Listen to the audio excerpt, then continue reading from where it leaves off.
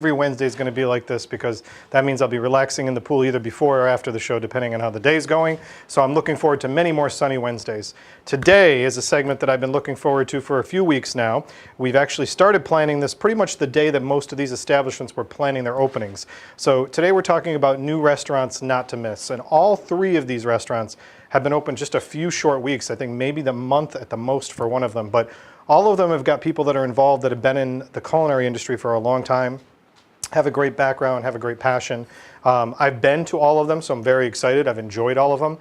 My first guest will be coming in just a second is going to be Gary Bimonte, who is with Frank Pepe's, a long-awaited spot that was opening in Warwick a few weeks ago. I got to enjoy them at Mohegan Sun. I've gotten to enjoy them in different parts of Connecticut, so I'm really excited to talk to him and hear how things are going in the new location.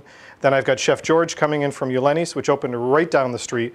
This place is amazing, absolutely wonderful. I've been in there like twice a week since they've opened. I've dined with my wife in there. I've dined with friends in there. I've shopped in the marketplace that we'll talk about.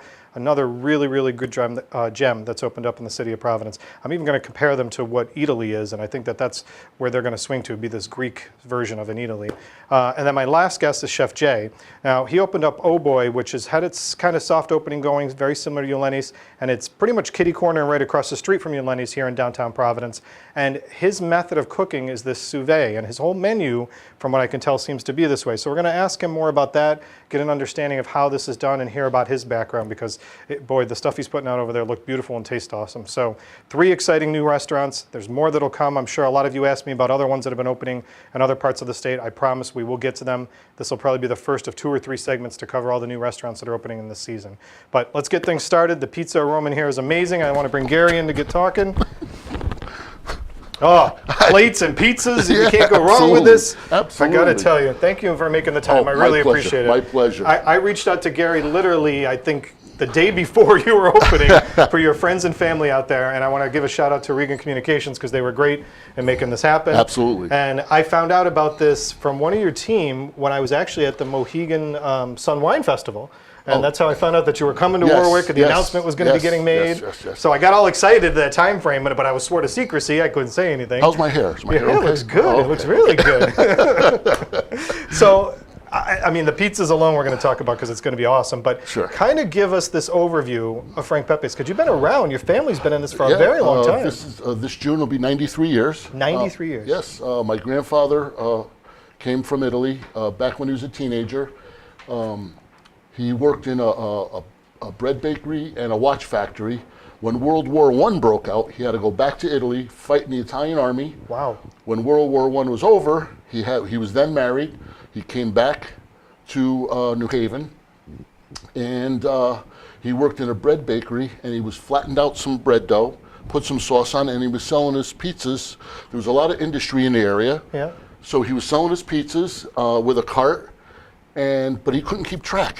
You know, he only had a 6th grade education, but my grandmother his wife was very educated, and she said, well, let's open a place, have him come to us. Right. So he opened up Francesco Pepe Bakery in 1925. Francesco, okay.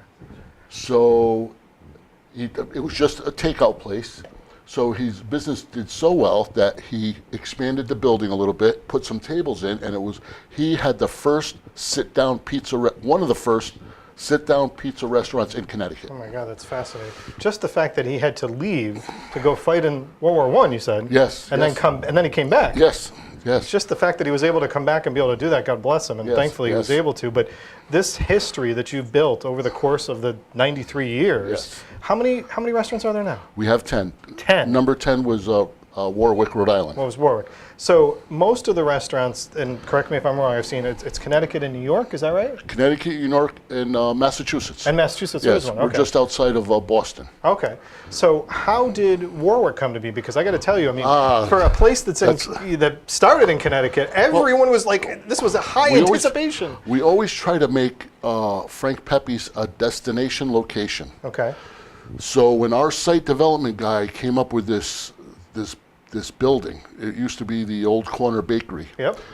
The building was just in your face, and it's just like perfect. And you can't, what is it, Route 2 right there where you are, right. You can't miss the building. Like either direction that you're coming, you can't miss the building. And we have a great brand recognition from Rhode Island. Rhode Island people have been many fans of Pepe's for many, many, many years. Very true, So- because let me tell you, when you announced it, social media lit up like there was no tomorrow. You were Yes. trending, you were We are all so- over the place. We're so happy to be there. So this location, and I want to Excuse me. kind of have you give a visual, because to me, and I do remember what was there before you came in, but when I went to the opening night that you guys were nice enough to have me join, it seemed like you'd been there forever. And that Yeah, was like a yeah, great feeling yeah. to walk into, Yeah. but it seemed like that location was yours and you'd Yes, been there forever. yes, yes. So you're in the plaza, which is right there. Yep. And kind of just give us a visual, because each of your restaurants has got some similarity, but a little bit of differences in them, right? Yeah, well, the centerpiece is our brick oven. You know, it's a 14 by 14 brick coal-fed oven. You know, we burn coal. The oven itself weighs 100,000 pounds. Whoa. It takes 6 to 8 weeks to build. It takes just as long to season it. Jeez. So we started this, you know, the oven is the first thing to, you know, to be built, and it's the first thing to light, even while we're still constructing. So you got 12 to 16 weeks just on the oven. Yes, yes. Wow. Now, has this, the style of the oven, I don't mean to stop the description of the place, but just to go to the style of the oven, did this stay consistent with all the locations? Yes, yes, Okay. sir. Everyone is the same. All right. Everyone is the same. So the centerpiece is the oven. I didn't mean to Yes, interrupt you, but yes. So, and then we have our trade dress. You know, we have our green colors, the white tile. You know, it's just, it's a very clean, nostalgic atmosphere. And we have all all of our old photos were digitally reproduced. Right. So, you know, we try to mimic as closely as we can to our New Haven flagship.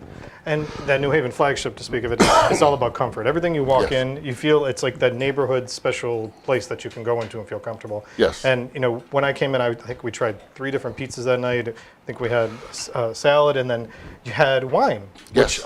Which Beer and wine. Yeah, which so I didn't, you know, when I went Mohegan, I just grabbed the pizza and you're running out and going, you're eating and doing different Sure, things. sure. And when I was in New Haven, I somehow don't know if I even had a glass of wine. I don't remember. But the wine was served in these great little, Yes. it reminded me of Italy. Yes, They yes. reminded me of Italy, but great little cups. And now, is the wine homemade wine? They're or like is a little juice glass. yeah, they're like little small Yeah. juice glasses. Yeah. No, they're all, you know, some are imported from Italy, some are California wines. You know, we try to use local breweries, you know, some IPAs, stuff like that. We always try to support local. Where you are, yeah. Yes, And that's where been a big our thing. location is. And people were excited about that too, because they did notice that. You're speaking of the beers. 2 of my guests are with me. We're drinking local brews that you brought in, so they were Yes. very excited to see that even in the first week you already had things in place. Yes, yes, So it was a great absolutely, thing. absolutely. So I've got a few questions that people had brought up to me, Sure. but let's talk about the pizzas before we get to that and these. So Yeah. let's get Well, to this. Okay. Or should that first? No, let's get to the pizza. Pizzas, 'cause I'm smelling this like there's no this tomorrow. is what my grandfather originally started with. Just crushed tomatoes, grated cheese, a little garlic. That's it. He only offered, when he first opened, he only offered 2 pizzas. The plain tomato Right. and plain tomato with anchovy. And that was it. Now, are the tomatoes like a secret thing that you're coming in from where you get these tomatoes? Yes. Okay, because everyone asks about that. Well, like, we import our tomatoes.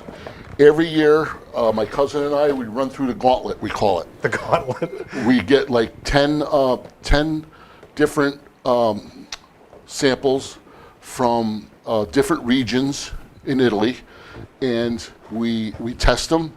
And the ones that we decide on, we'll start out 10, we'll pare it down to 4. Of those 4, we'll pick the 2 best. Then we'll make pizzas with them. That's a process. Yes, takes all day. Oh my gosh. So then we'll taste them, because a lot of times we try the tomatoes out of the can, and they're good, but when you cook them on the pizza, It's a different taste. different taste. Right.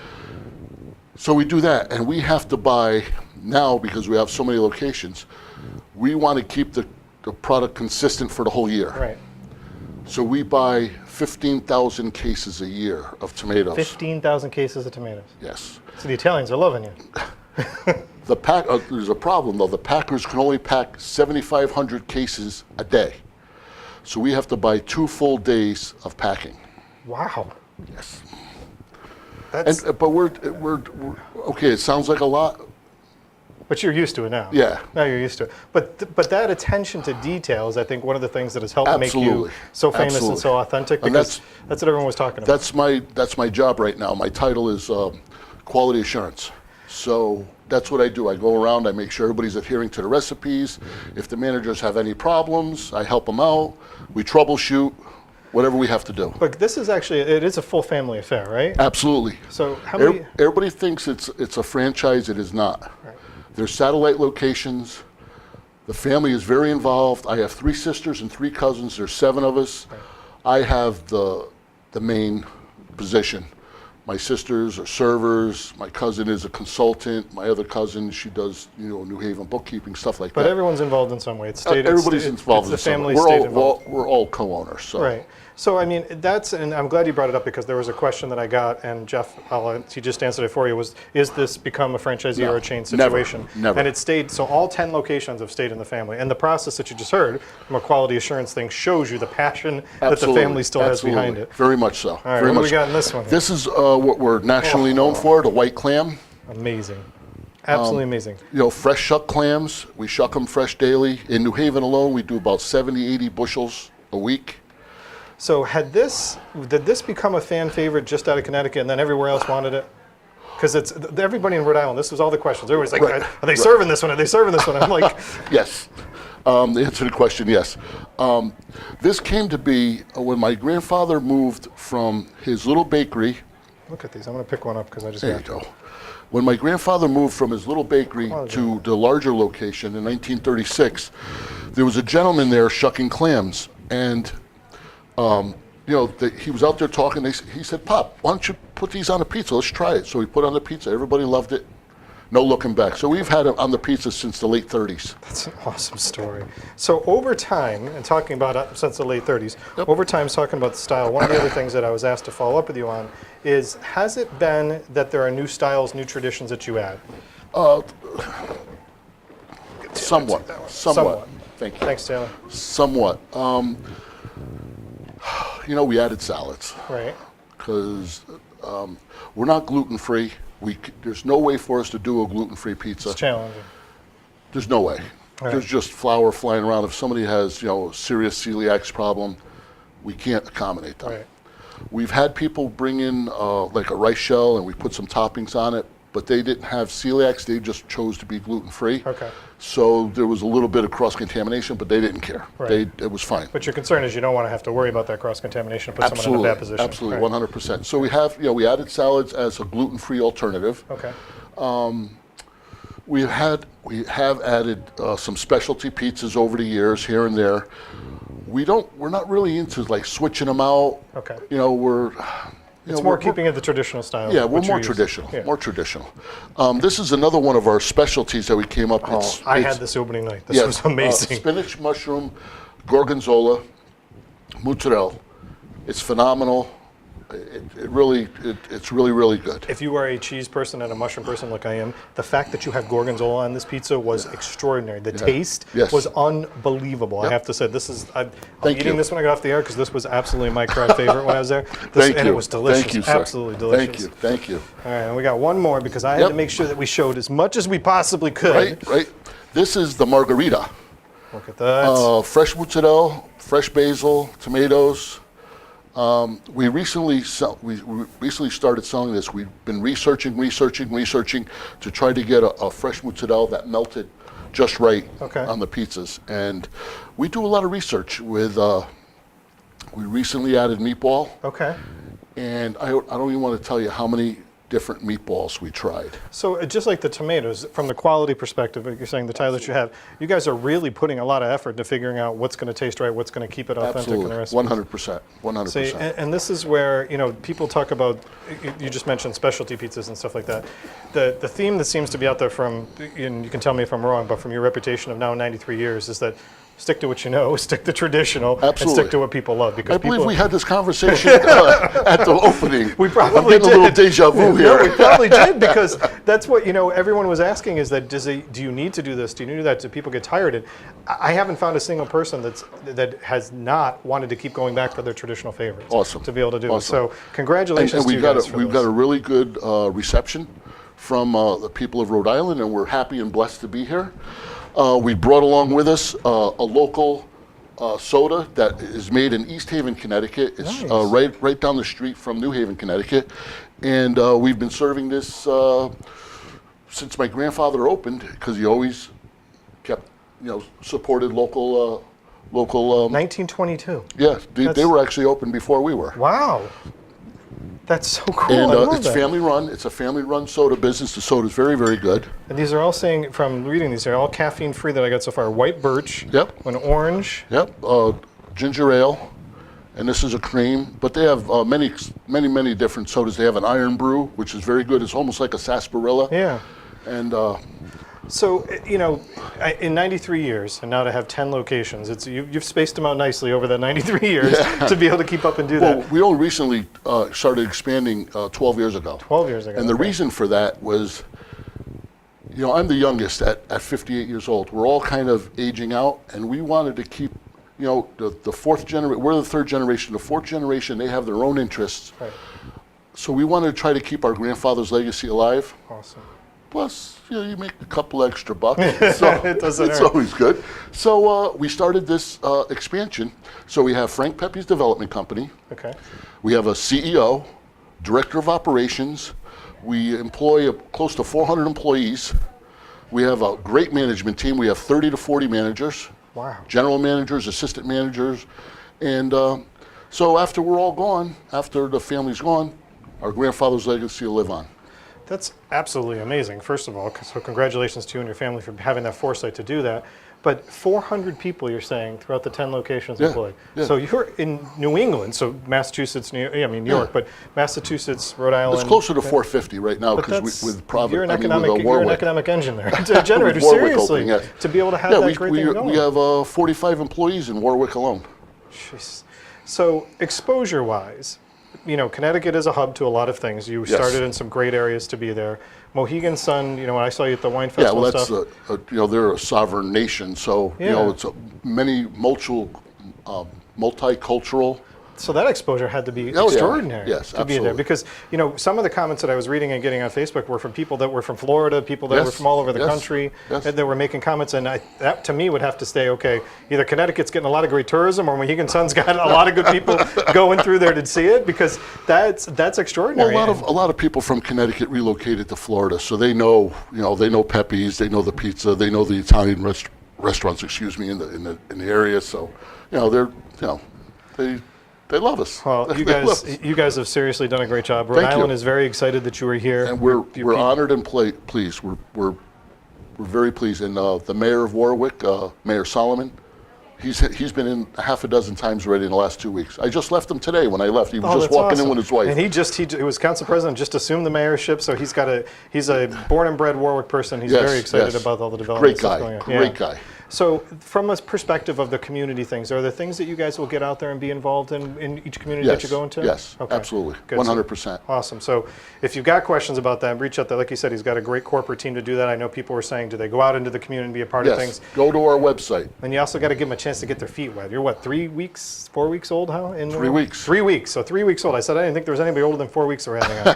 So let them get their feet wet out there, and make sure you go out there and support them. Come on down. Have some great pizza. And a great family tradition. So Gary, thank you again for making the time. Thank you, sir. Really, really appreciate it. Oh, my pleasure. I will be chowing down on the Gorgonzola one after this. All right, Taylor, you got to hide that one for me. Here she comes. For yourself. And I'm anxious to try one of these too. These look awesome. Gary, thanks again. And thank you to Regan for getting you in here. Really appreciate it. Thank you. Take care. All right. So that obviously was delicious. And now we're going to go on to some more deliciousness. It's going to be kind of this progression here. But I want to welcome in Chef George, who is right over from Greece, who